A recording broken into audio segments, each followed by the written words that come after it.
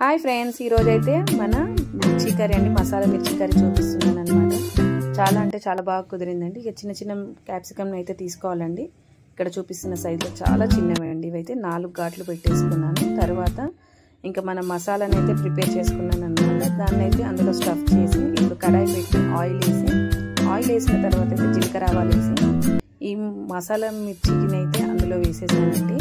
ఇలా కొంచెం వేగుతూ ఉంటే పైనుంచి సాల్ట్ చల్లానమాట, కొంచెం చేదకుండా ఇలా కలుపుతూ ఉండాలి. ఇక ఇప్పుడైతే ఈ మసాలాని ఎలా ప్రిపేర్ చేశానని చెప్తాను అనమాట.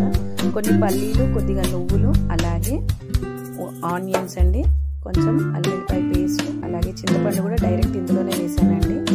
సో ఇవన్నీ మంచిగా నూనెలో వేయించి పేస్ట్ చేసుకోవాలన్నమాట. ఇలా పేస్ట్ అండి. ఇక మిగిలిన పేస్ట్ అయితే ఇలా వేసేసాను అనమాట.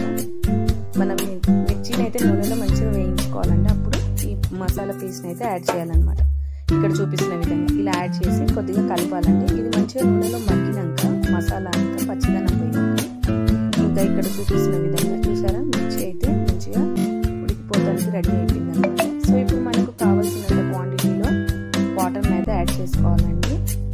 ఇలా థిక్నెస్ వచ్చేదాకా కొంచెం వాటర్ వేసుకుంటే చాలండి. ఇంకా ఇప్పుడైతే ఫైనల్గా పైనుంచి గరం మసాలా యాడ్ చేసుకున్నాను. అది వేసి కలిపిన తర్వాత కొత్తిమీర కూడా యాడ్ చేశానండి. ఇప్పుడు కొద్దిసేపు మళ్ళీ ఉడకనివ్వాలండి. ఇలా ఉడికితే ఏమవుతుందంటే పైనుంచి నూనె తీరుకుంటుంది.